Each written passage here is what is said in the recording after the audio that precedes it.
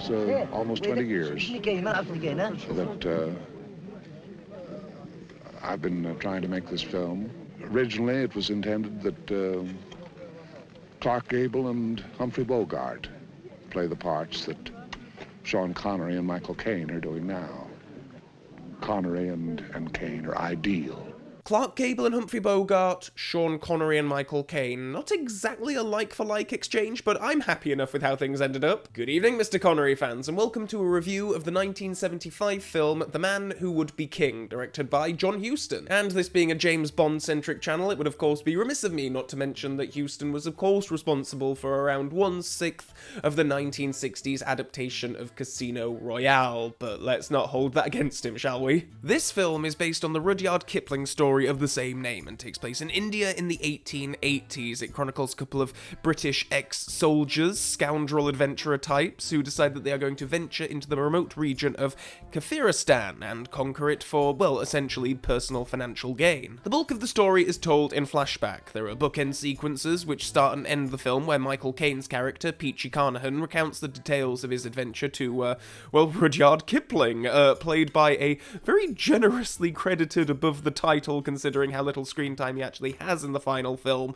Christopher Plummer. For the majority of the film, we follow Peachy and Connery's Daniel Dravot as they traverse some incredible landscapes, hoodwink some local communities, and descend into delusions of grandeur. It very much has the look and feel of an old-school Hollywood epic, and I think that's a huge part of the appeal. I think it's quite wonderful seeing all of this stunning location photography and these amazing landscapes. The vast majority of this seems to be shot on location in Morocco, and this is something that I've come to appreciate more and more as I get older and as more and more modern films become increasingly digital and CG, but I just love seeing things to this insane scale taking place in incredibly vast scenery like this. There are some big crowd and battle sequences that I found to be quite jaw-dropping in their scope in this film. The whole thing has a very adventurous, swashbuckling tone, and I was actually really surprised at how much humour there was in this, certainly in the first hour. I was wondering if it was just supposed to be an all-out comedy, to be perfectly honest. The tone does shift a bit in the final act when the fit hits the shan, and it's to the film's credit that that shift doesn't feel jarring at all. Perhaps, though, that's because it is a somewhat predictable shift in tone, but I'll get into that more as we talk about the two leads. Director John Huston had been trying to get this film off the ground for some 20 years prior to making it, and by all accounts, there were many pairings considered for the leads before he sought out Connery and Caine. Clark Gable and Humphrey Bogart were first touted, of course, but then into the 60s and 70s, Burt Lancaster and Kirk Douglas were approached, and then Richard Burton and Peter O'Toole, then Robert Redford and Paul Newman, of all people. I'm really surprised how many American actors were considered for this, and I do have to wonder if the nationalities would have been changed to accommodate for the story, because it feels so specific to British leads. I mean, the colonial history with India and so on, it kind of lends so much of a thematic punch to the story that these are British guys. I just can't imagine it working quite the same way if it were to have American leads. Anyway, Sean Connery and Michael Caine, two of the most enjoyable, charismatic, big-screen presences in the history of cinema. How could this be anything other than a match made in heaven? And yes, it is. The pair were obviously good friends in real life, and their chemistry is just delightful to watch. The entire movie rests on their backs, and for all of the beautiful scenery, the lovely score, the editing, in fact, all of the technical merits are really top-notch. I mean, despite all that, if you had two leading actors in this without the effortless chemistry and charisma that these two men bring, it wouldn't have been half as enjoyable. I think it's especially important to point that out too, because these characters really are kind of arseholes. I mean, they come up with this completely harebrained scheme to take over through sneak and cunning a foreign community for their own financial reward, and much of the film involves us watching them do just that. And if the actors weren't as joyous and likeable as Connery and Caine, you might well have come away hating these characters. No white man has ever been there and come out since Alexander. Alexander who? Alexander the Great, King of Greece, about 300 years before Christ.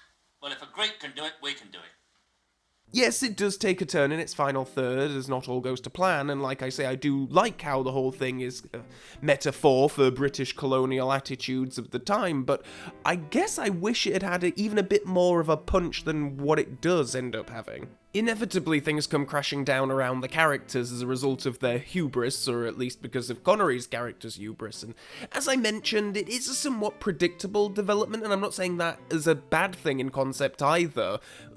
What I guess I'm saying is that I just kind of wanted more from it, knowing that it was coming. If the film has any kind of drawback for me at all, I have to confess that I did find the ending more than a little underwhelming. Don't get me wrong, I liked the film overall very much. It's a 7 out of 10 movie, which I consider to be a very good rating, but for all of its scope and scale, I felt like it didn't quite have the same kind of power or punch that I think epics of this magnitude should have. I mean, I'm thinking of your David Lean films, your Cecil B. DeMille directed movies of a comparable scale, and I think of some of those films that do move me and leave me feeling like I've seen something truly special. And I wouldn't exactly call films like Dr. Zhivago, The Ten Commandments, or Ben-Hur to be favourites, but they do have a certain majestic quality to them. They feel important when you watch them, and I kinda do want that from epic Hollywood films, and I don't know if The Man Who Would Be King is just a bit too breezy for that. By keeping it on the lighter, more swashbuckling side of the scale, I feel like it does hold the film back from achieving some kind of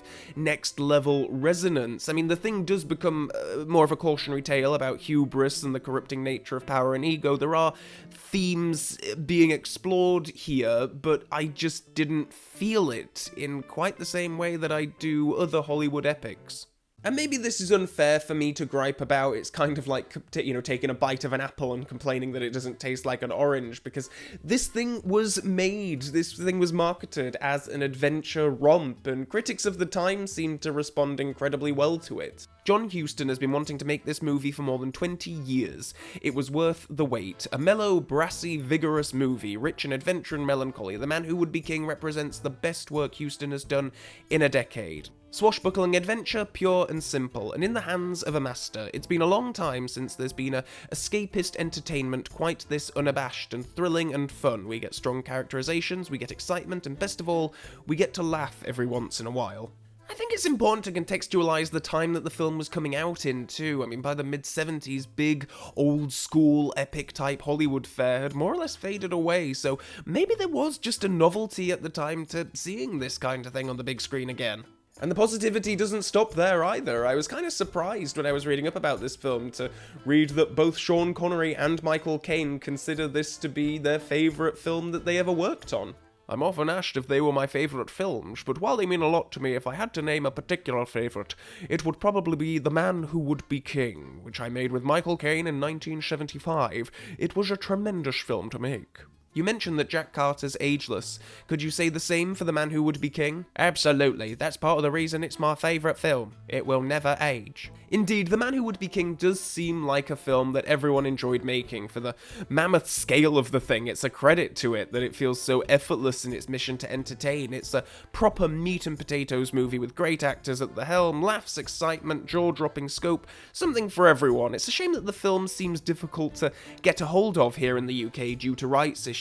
I had to get an American Blu-ray off of eBay for the purposes of this review.